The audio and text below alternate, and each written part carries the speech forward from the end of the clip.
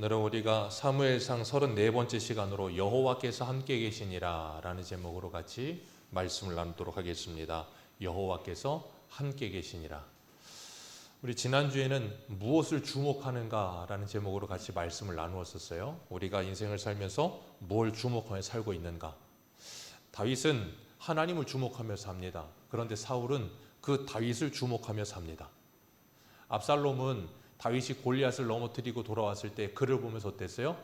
여인이 남자를 사랑한 것보다 더 큰 사랑으로 다윗을 사랑했다 그랬어요. 그래서 그에게 자기 갑옷도 자기 칼도 자기 모든 걸 다 내어주면서 그와 언약을 맺었죠. 그러면서 나와 그리고 내 후손을 잘 지켜달라고, 잘 돌봐달라고, 하나님이 분명히 내 아버지 다음에 내가 아니라 당신을 택했다고 그렇게 이야기하면서 다윗을 사랑하고 기쁨으로 맞이해 줍니다. 그런데 사울은 다윗을 그렇게 기쁨으로 맞이해 주질 않아요. 생각해 보세요.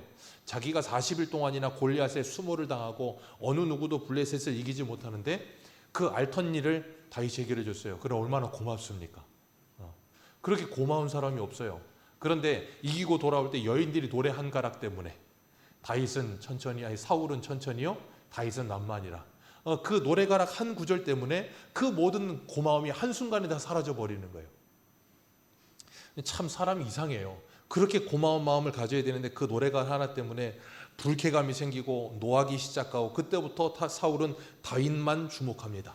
내 눈에는 너만 보여. 그러면서 뭘 봐도 다윗만 보여요. 그러니까 뭐가 되겠습니까? 아무것도 안 되는 거예요. 뭘 해도 아무것도 안 되고 화가 납니다. 그럼 다 누구 탓을 해요? 다 다윗 탓입니다. 모든 분노와 화를 다 그쪽으로 다 몰아넣어서 거기다가 분풀이를 하는 거예요.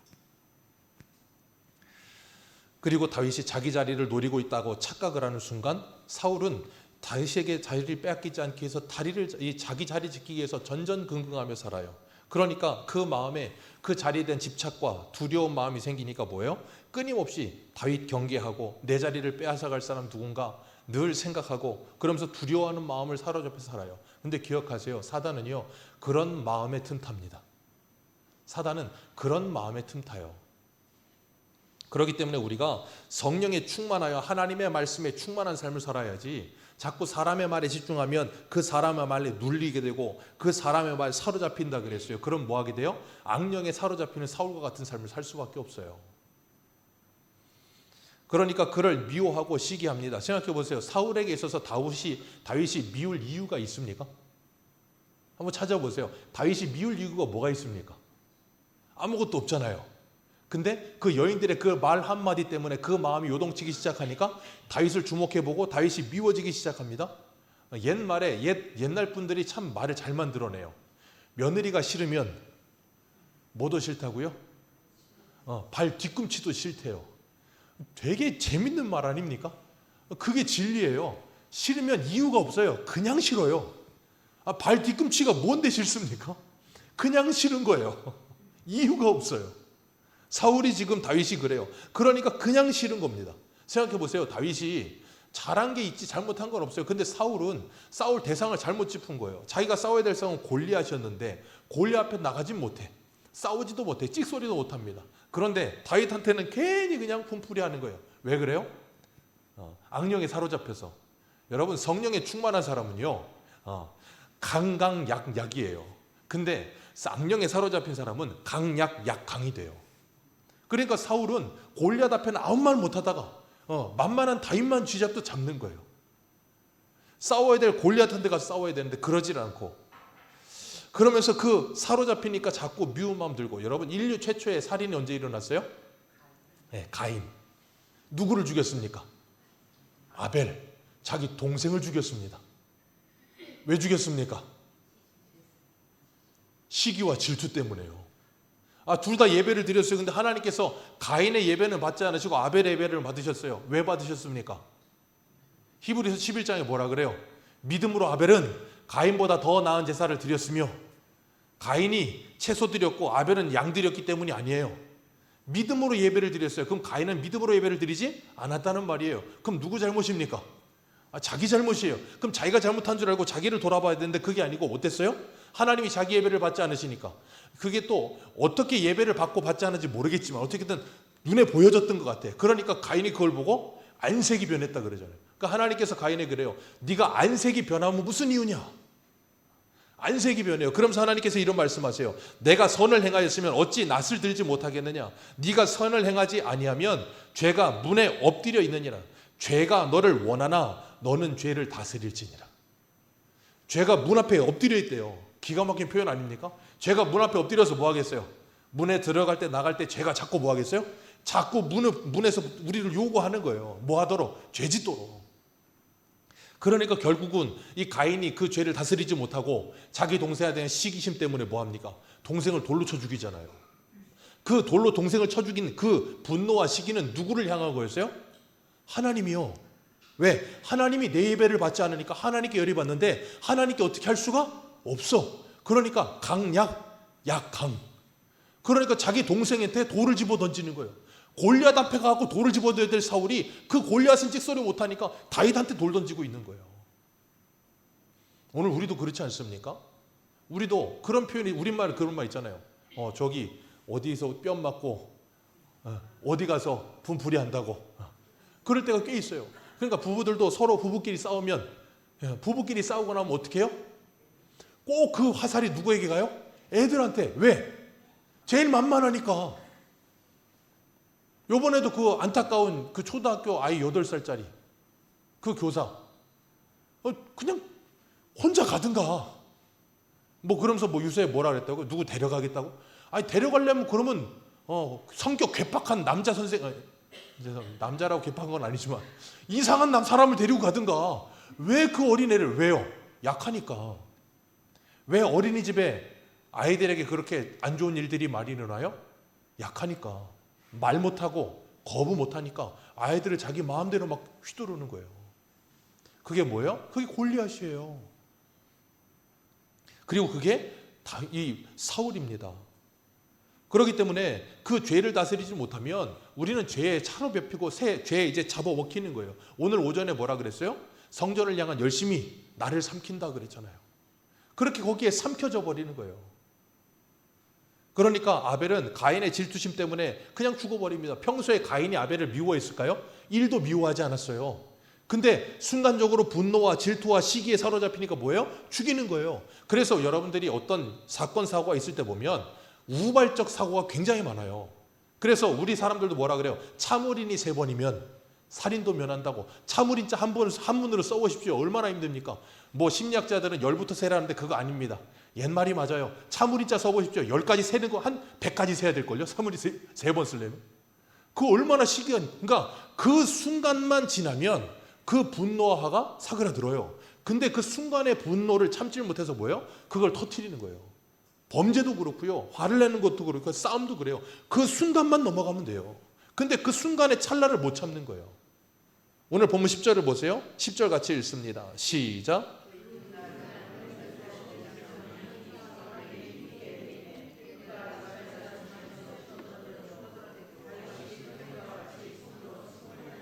그때 사울의 손에 창이 있는지라. 아멘. 하나님이 부리시는 악령, 우리 지난 시간도 17장에서 봤었죠.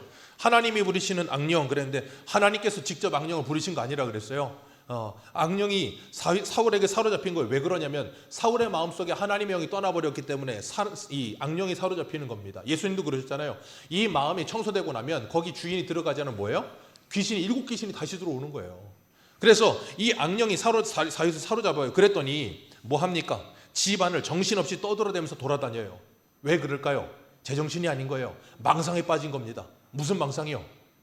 어제 저녁에 들었던 그 여인들의 노랫소리. 사울은 천천히요, 다윗은 만만이라. 그게 귀에 딱 박히는 순간 그거 절대 머리에서 안 바뀝니다. 안 벗어져요. 1년 360을 그 말이 나를 사로잡습니다. 그러면 어떻게 했어요? 이 사울이 잠을 잤겠습니까? 잠 못 잡니다. 밤새도록 그거 계속 묵상합니다. 다윗은 만만이고 나는 천천히라고? 그거 주야로 묵상합니다. 그러니까 왜? 제정신이 아닌 거예요. 왔다 갔다 하면서 중얼중얼대면서 그거 하는 거예요. 그러니까 다윗이 불쌍하니까 어떻게 합니까? 수금 타주는 거예요. 왜? 전에도 그랬으니까. 악령에 사로잡히면 수금 타주면 나았으니까. 수금 타주려고 손에 수금 들고 틈을 타는데 이 10절에 기가 막힌 표현이 나와요. 사울의 손에는 뭐가 있어요? 자, 다윗의 손에는 뭐가 있고? 수금이. 왜 다윗의 손에 수금이 있습니까? 사울을 위해서. 자, 사울의 손에는 왜 창이 들려 있습니까? 다윗을 위해서. 다윗은 사울을 치료하기 위해 손에 수금을 타고 수금을 잡고 사울을 위해서 수금을 타주고 있는데 사울은 그 손에 창을 들고 다윗에게 2번이나 집어 던져요. 근데 참 재밌는 건 다윗은 그 창을 집어서 다시 사울에게 던지지 않습니다. 자, 다윗이 던질 능력이 없을까요? 물맷돌 눌러서 골리앗의 이마를 정중앙에 맞출 수 있는 실력인데 창 던져서 사울 하나 못 맞출까요? 할 수 있다니까요. 할 수 있는데 하지 않아요. 그게 요한복음 1장에 나오는 하나님의 자녀의 권세예요. 내가 얼마든지 할 수 있습니다. 그러나 하나님의 자녀이기 때문에 하지 않는 거예요. 악령에게 사로잡혀서 망상에 사로잡혀서 하루 종일 중얼중얼거리고 이리저리 돌아다니고 다윗은 그를 치료해 주려고 하고 근데 사울은 다윗을 창 던져서 박으려고 하고 그러고 있는 상황에서 다윗은 그에게 대항하지 않고 그리고 평생을 다윗을 피해 다닙니다. 생각해 보세요. 얼마나 답답할까요? 다윗이 도망 다닐 때 아둘람굴에서 따르는 사람이 600명이 있었다고요. 600명이 사울이 이 발 가리려고 데려왔을 때 굴에 들어가 있었어요. 더 깊숙이. 그때 뭐라 그럽니까? 절호의 찬스입니다. 하나님이 넘겨준 찬스라 그래요. 죽일 수 있습니다. 근데 안 죽이잖아요. 옷자락만 베고. 또 한 번은 다윗 죽이려고 쫓아다니다가 다 잠들었어. 불침번까지 다 자. 그러니까 다윗이 아브넬 데리고 들어가가지고 사울의 물통하고 칼만 가지고 오잖아요. 죽일 수 있어요. 명령만 하라는 거예요. 죽이겠다고. 안 하잖아요. 왜? 하나님이 기름 부음 받은 자를 내가 어떻게 건드리겠느냐는 거예요. 여러분 만약에 여러분이 다윗이 아니고 다윗 따라다니는 사람이라고 생각해 보세요. 아주 답답해서 죽을걸요. 그러면서 어떤 생각하겠어요? 어우 저 멍청한 놈 저거. 저 사울 그냥 이렇게 하고 딱 죽이기만 하면 이렇게 도망 다닐 일도 없고 편안하게 살 수 있는데 저거 멍청하게 저러고 있다고. 분명히 그럴 거라고요. 근데 다윗은 그러질 않아요. 왜요? 그게 하나님이 기뻐하시는 일이 아니라는 걸 알기 때문이에요. 그렇기 때문에 우리가 어떤 선택을 하거나 무슨 일을 할 때 내 속 편하자고 하는 일이 아니라 하나님이 기뻐하시는가 기뻐하시지 않는가를 생각해야 되는 거예요. 비록 내가 답답하다 할지라도 하나님의 뜻이 그게 아니라면 하지 않는 거예요. 그게 하나님의 영에 사로잡힌 사람의 모습입니다. 근데 사울은 사단에게 사로잡히니까 이런 일을 하는 거예요. 왜 사단이 그 마음에 틈탔다고요? 시기와 질투와 두려움과 분냄 때문에. 우리 한 군데만 보겠습니다. 신약성경 에베소서 4장 한 군데만 보겠습니다. 에베소서 4장 26절.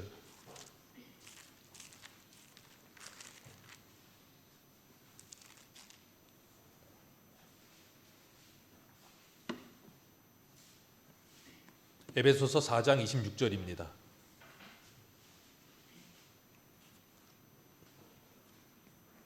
(4장 26절) 27절 우리 2절 같이 읽습니다. 시작. 분을 내어도 죄를 짓지 말며 해가 지도록 분을 품지 말고 마귀에게 분을 내어도 뭐 하지 말고 죄를 짓지 말고. 자, 분을 낼 수 있습니까? 없습니까? 예수 믿는 사람인데 분을 낼 수 있습니까? 없습니까? 있죠. 그런데 그 분이 해가 지도록 분을 내지 말라는 거예요. 그 말은 뭐예요? 그 분노하는 마음을 계속해서 가지고 있지 말라는 거예요. 왜? 그걸 계속해서 가지고 있으면 내 마음이 뭐가 돼요? 지옥이 돼요. 그 분노하는 마음이 점점 커진다고요. 주야로 묵상하니까. 그럼 그 틈을 타고 누가 들어와요? 사단이가 들어온다고요. 사단이가 들어오는 문이 열리는 거예요. 그렇기 때문에 하나님께서는 우리에게 그런 마음이 들 때 뭐 하라고요? 기도하라고 하시는 게 기도하라고. 왜? 안 그러면 사단이 들어와서 내 마음에 이제 자리 잡고 나를 뭐예요? 조종하기 시작하는 거예요. 그럼 내 마음은 사단의 놀이터가 되는 겁니다. 이번에도 이제 동기 목사님이 위임을 했어요. 이제 가보진 못했지만 이제 전화 통화를 몇 번 했었어요. 작년에도 전화 통화를 하면서 저한테 하소연을 많이 했어요. 왜냐하면 이제 위임을 해야 되는데 원로 목사님이 되셨는데 이 원로 목사님이 아직 이제 제대로 내려놓지 못하셔서 여러 가지로 힘들어가지고 저한테 그냥 자꾸 전화해서 힘들다고 어렵다고 막 그러고 이제 올해 이제 뭐 좀 새해가 되면서 여러 가지 좀 시스템을 바꾼 것 같아요. 교회 예배 시간도 바꾸고 뭐 이렇게 송구영 신 예배도 뭐 8시에 드리고 11시 반에 안 드리고 막 여러 가지를 바꿨어요. 그랬더니 원로 목사님이 그것 때문에 막 화가 냈다는 거예요. 그래갖고 막 했다는 거예요. 그래서 그것 때문에 너무 힘들었다는 거예요. 왜 그럴까요? 내가 그동안 해오던 시스템인데 그게 바뀌니까 그걸 견디질 못하는 거예요. 그리고 뭐 할까요? 나에게 오던 포커스가 다른 사람에게 가니까 그게 시기와 질투가 되는 거예요. 여러분, 목사도 그렇습니다. 목사도 그래요. 안 그럴 것 같으십니까? 그렇습니다. 큰 교회는요, 담임 목사님 말고 부목사님들이 많아요. 부목사님들이 많은데 부목사님들끼리 서로 굉장한 경쟁이 있습니다. 이제 그래서 어떤 한 목사님이 설교를 잘하면 그때부터는 이제 표적이 되는 거예요. 종주목되고, 담임 목사님보다 설교를 잘하면 안 되고, 여러 가지 것들이 엄청나게 많아요. 그런 걸 제가 큰 교회 안 간 게 참 보인 것 같아요. 그런 거 얘기를 들을 때마다 제가 그래요. 야, 거기 뭐 하려고 있냐? 나와서 마음 편히 목회해라. 그런데 참 얘기 들어보면 정말 가관입니다. 목사들도 시기 질투가 얼마나 많은지 몰라요. 여기서 설교하고 있지만 저라고 안 그럴 것 같으십니까? 만약에 이제 우리 교회가 좀 더 커져서 부목사님 오거나 전도사님 와보십시오. 근데 그 전도사님이 그냥 원빈이야. 애가 그냥 키도 큰데 잘생겼어. 그럼 어떻게 했어요? 맨날 거울 보겠죠. 나는 이게 얼굴이 은혜가 안 되네. 그리고 얘가 왔는데 설교를 잘해. 저놈은 나보다 설교도 잘하네. 질투 안 나겠습니까? 사람인데 날 수 있다니까요. 분이 날 수도 있고 질투가 날 수도 있어요. 근데 그걸 오래 가지고 가지 말라는 거예요. 오래 가지고 가면 거기에 사단이 틈타는 거예요. 그렇기 때문에 그런 마음이 들 때 하나님께 기도해야 되는 거예요. 그래서 베드로가 그러잖아요. 베드로전서 5장 8절에 근심하라 깨어라 너희 대적 마귀가 우는 사자같이 두루다니며 삼킬차를 찾나니 너희는 믿음을 굳건하게 하여 그를 대적하라. 이는 세상에 있는 너희 형제들도 동일한 고난을 당하는 줄 알미라. 아멘. 사단이 우는 사자같이 삼킬차를 찾아다닙니다. 그 삼킬차가 누구라고요? 시기와 질투와 분냄과 그리고 원망과 불평하는 사람들. 그 마음속에 사단이 우리에게 들어와서 우리를 잡아먹어요. 그런 마음이 내 안에 들 때 뭐 하라고요? 회개하십시오. 그리고 기도하십시오. 왜? 안 그러면 사단의 밥이 돼요. 근데 기도하면 하나님의 은혜를 받으면 사단이가 우리의 밥이 될 줄 믿습니다. 그렇기 때문에 우리가 원망 불평 나올 때 우리 한 군데만 더 보겠습니다. 시편 37편 한번 보세요. 시편 37편 7절입니다.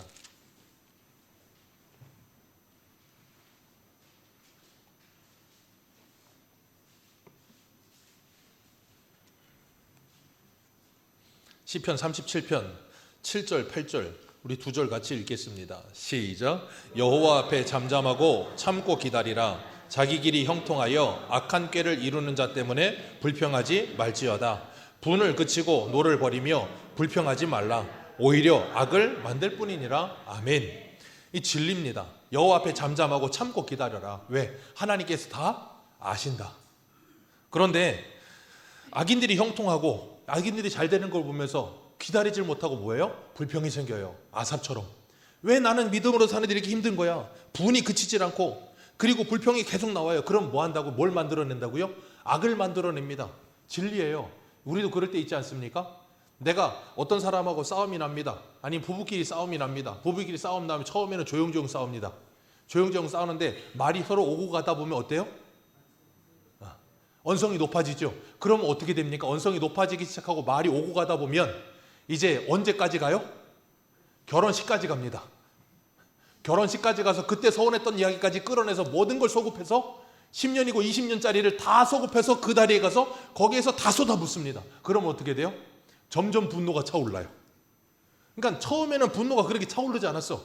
근데 말을 하고 그런 걸 자꾸 묵상하고 생각하는 걸 끄집어내다 보면 뭐예요? 화가 점점점 더 커집니다.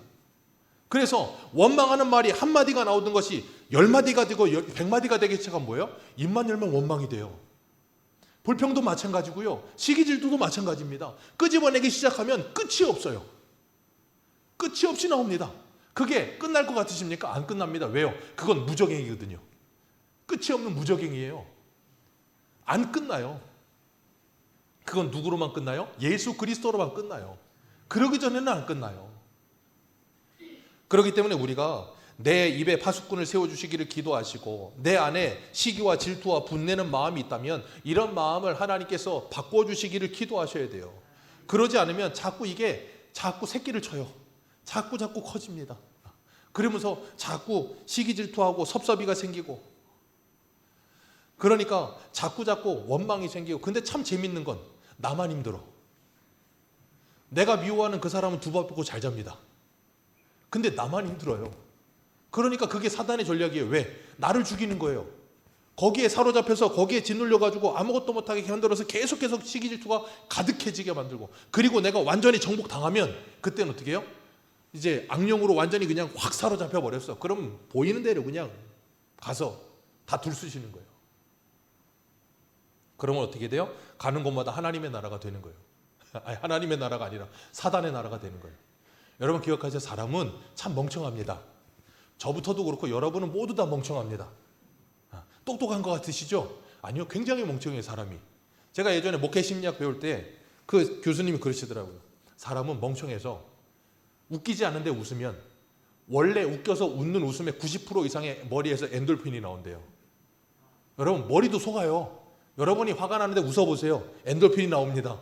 여러분 뇌는 그렇게 똑똑하진 않아요. 내 표정 하나에 뇌가 바뀐다니까요. 되게 재밌어요. 그러니까 내가 무슨 말을 하고 사느냐, 내가 어떤 표정을 짓고 사느냐 중요합니다. 맨날 죽상을 하고 있으면 죽을 일밖에 없어요. 맨날 힘들다 하면 힘들 일밖에 없습니다. 죽는다 하면 죽는 일밖에 없어요. 저희 집은 애가 넷입니다. 어디를 가든 애가 넷입니다. 그럼 그래요. 목사님들 중에 그런 말하면 제일 첫 번째 하는 말 중에 하나가 뭐냐? 목사님 애국하시네요. 돌려 말하는 거예요. 애국하시네요. 그러놓고 두 번째 하는 말이 뭐냐? 힘드시겠네요. 제번에 나온 말이 그거밖에 없어요. 제가 그걸 얘기를 들으면서 저건 아닌데 싶었는데, 예전에 그 진우션의 그 기부 많이 하시는 분, 그분이 애가 넷인가 그렇잖아요. 근데 그분이 어떤 인터뷰에 나와서 한 말이 있었어요.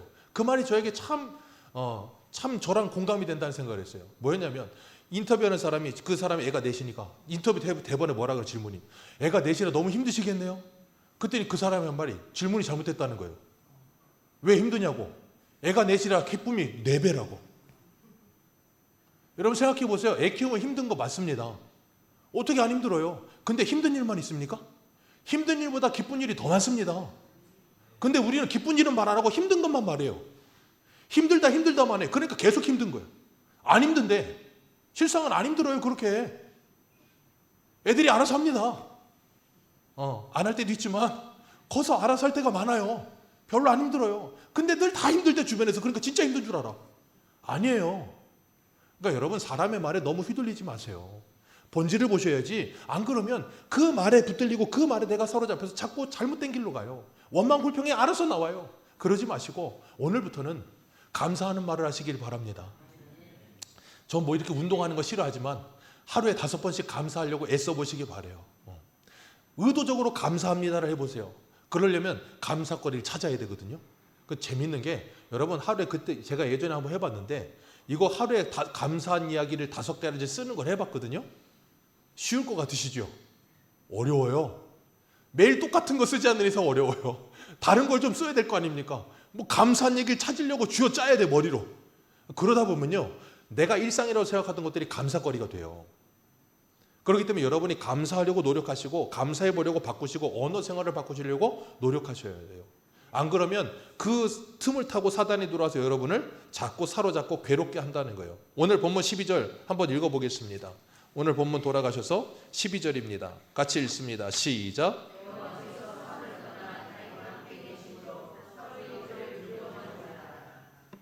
참 아이러니하지 않습니까? 다윗이 방금 전에 사울이 자기를 창을 2번 던졌으니까 다윗이 두려워해야 되는데, 그게 아니고 누가 두려워요? 사울이 두려워해요. 왜 두려워합니까? 여호와께서 다윗과 함께 계심으로. 여호와께서 다윗과 함께 하심으로 다윗이, 그가 하나님이 함께 하시는 게 보이니까 그가 두려워지기 시작하는 거예요. 여러분 기억하세요. 하나님의 성령에 충만한 사람들은 이 세상의 사람들이 두려워합니다. 왠지 아세요? 세상의 사람들이 전부라고 생각하는 것을 우리는 아무렇지도 않게 생각하기 때문에 그런 거예요. 오늘 오전에 보세요. 예수님께서 성전 안에 회를당신으로 들어가셔서 성전을 다 들러엎어 버리시잖아요.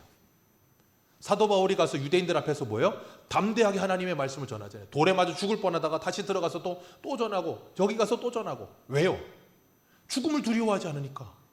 그러니까 뭐합니까? 그들이 사울을 두려워하는 거예요. 왜? 그러니까 오죽하면 대제사장 아나니아가 변호사 더둘러 사갖고 가서 고발하잖아요. 저놈은 연병이라. 저놈만 오면 사람들이 예수 믿는 사람 늘어나기 시작하고 아주 귀찮아 죽겠다. 그리고 은장색 데메디르도 뭐합니까? 저놈 때문에, 바울 저놈 때문에 아데미 신전에 오는 사람도 없고 이 신상 사는 사람도 우리 수입이 줄어든다. 저놈이 없어져야 된다. 두려워하잖아요. 왜? 하나님의 말씀을 가지고 있으니까. 오늘 우리가 하나님의 성령에 충만한 사람이 됐다면 우리는 세상을 두려워하지 않고 세상을 두렵게 하는 사람들이 될 줄 믿습니다. 왜 두려워요? 우리가 뭘 대단한 일을 해서 그런 거 아니에요. 우리 한 군데 볼까요? 계시록 11장 한번 보세요. 계시록 11장.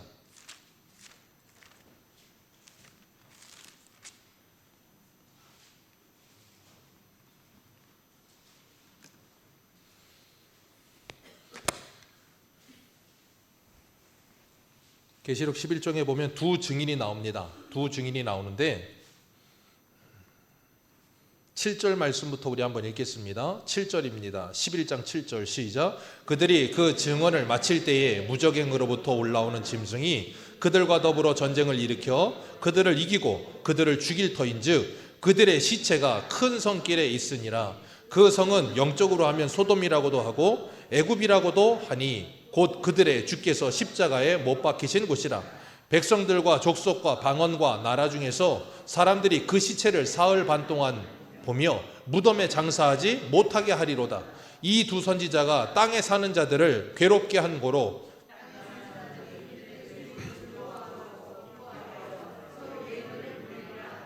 거기까지만 읽습니다. 이 두 선지자, 하나님의 말씀을 받은 이 두 선지자가 땅에 사는 사람들을 뭐 했다고요? 괴롭게 했대요. 땅에 사는 사람들을 왜 괴롭게 합니까? 괴롭게 할 일이 없지요.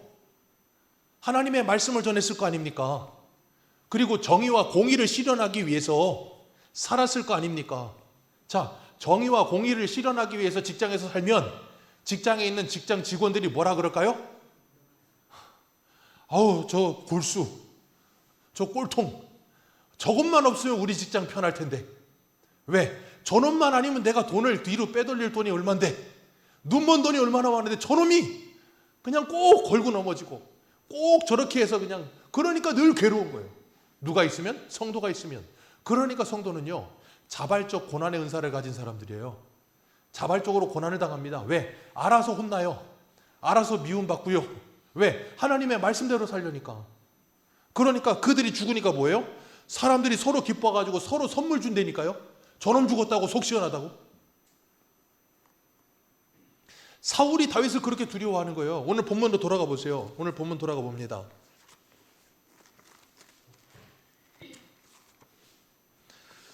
18장 어디를 보시냐면 13절 말씀 같이 읽겠습니다. 13절 14절입니다. 시작.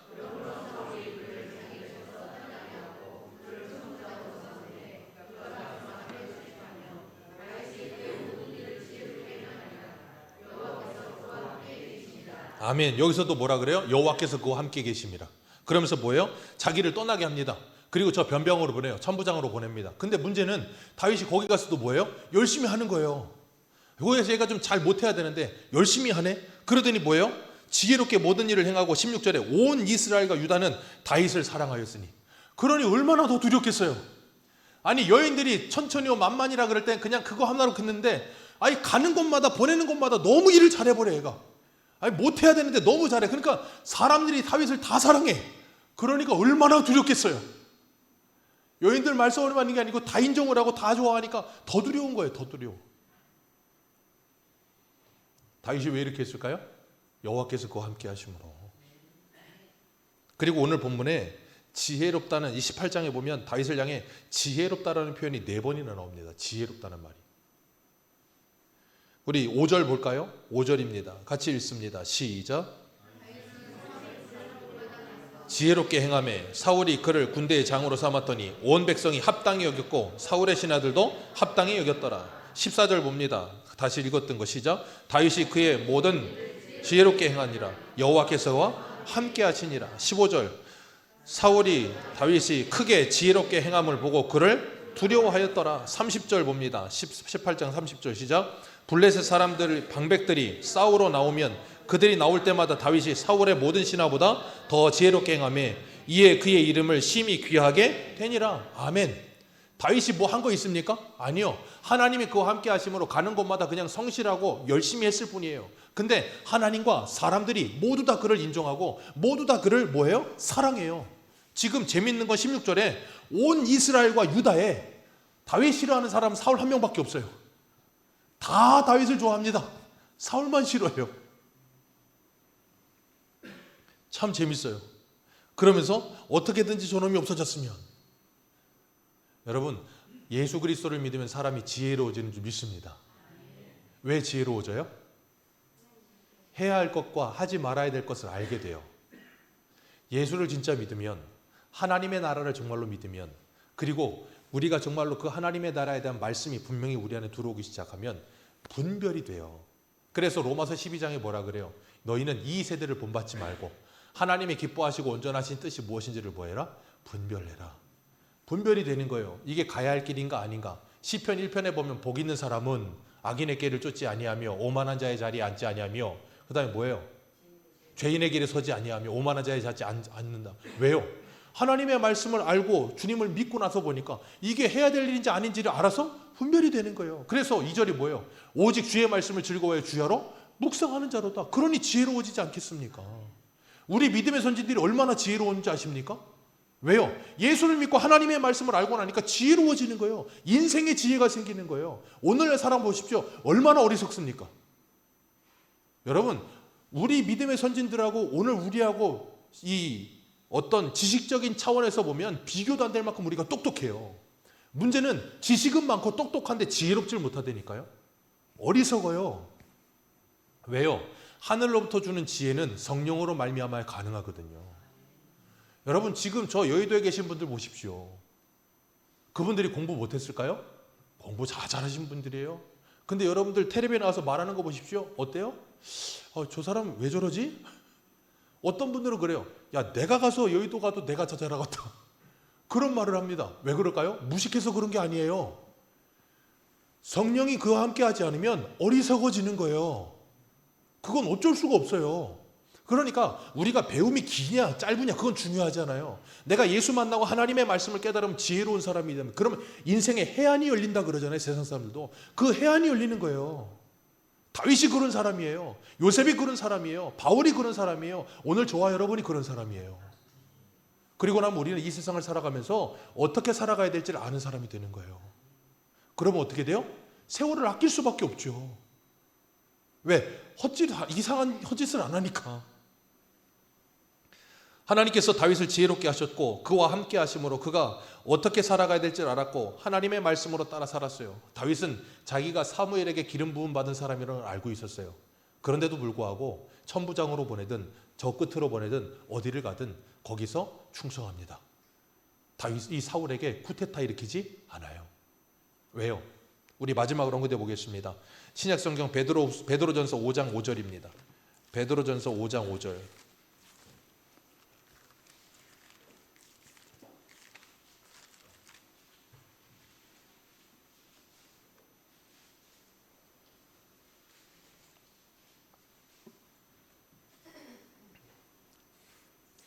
베드로전서 5장 5절입니다. 같이 읽겠습니다. 시작.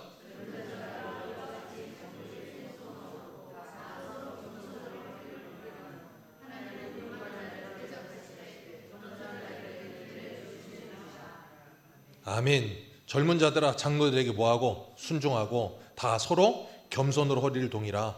하나님은 교만한 자를 대적하시지만 겸손한 자는 뭐 하신다? 은혜를 주시느니라. 그리고 하나님의 능하신 손 아래 뭐하라? 겸손하라. 하나님의 능하신 손 아래, 전능하신 하나님의 손 아래서 겸손하라. 그럼 하나님이 뭐 하실 것이다? 높이실 것이다. 다윗을 보십시오. 하나님의 능하신 손 아래 뭐해요? 겸손하잖아요. 그러니까 하나님이 그를 뭐 하세요? 높이십니다. 어떻게 높이십니까? 온 유대와 이스라엘의 모든 사람들이 다윗을 높입니다. 그게 하나님이 사람을 높이시는 방법이에요.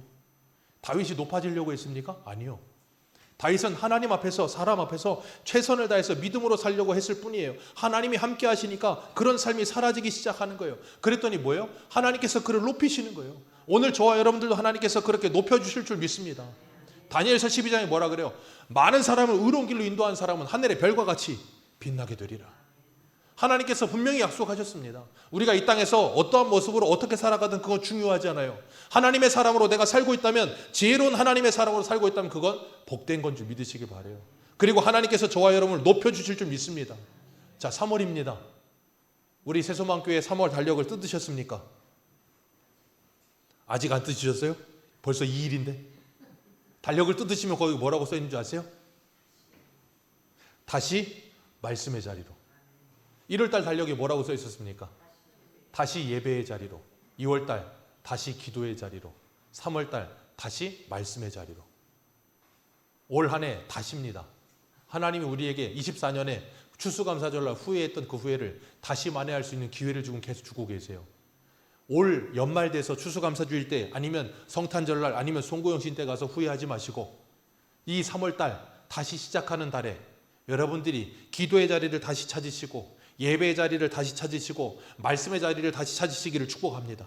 그러셔서 여러분의 자리를 회복하시길 바랍니다. 오늘 오전에 성전의 기능을 회복하지 못하고 성전의 자리를 모르니까 어떻게 됩니까? 망가져 버리잖아요. 우리가 우리의 자리를 모르면 망가지게 되어 있는 거예요. 우리가 가정에서 부모님으로서 부모의 자리, 남편의 자리, 아내의 자리, 자녀의 자리, 직장에서 아니면 교회에서 하나님이 우리에게 주신 자리가 있는 줄로 믿으시길 바라요. 그 자리를 지키시길 바랍니다. 거기에서 하나님의 말씀을 붙드시길 바라요. 그럼 하나님께서 반드시 여러분에게 은혜 주실 줄 믿습니다. 내 안에 시기심이 드십니까? 두려운 마음 드십니까? 질투하는 마음 드십니까? 걱정하지 마십시오. 하나님이 기도하면 책임지십니다. 하나님이 책임지세요. 두려워하지 마시고 하나님께 맡겨드리고, 이 한 달, 새 달이 됐잖아요. 새의 마음을 가지고 주님과 새 출발하는 저와 여러분들 되시기를 축복합니다. 기도하겠습니다.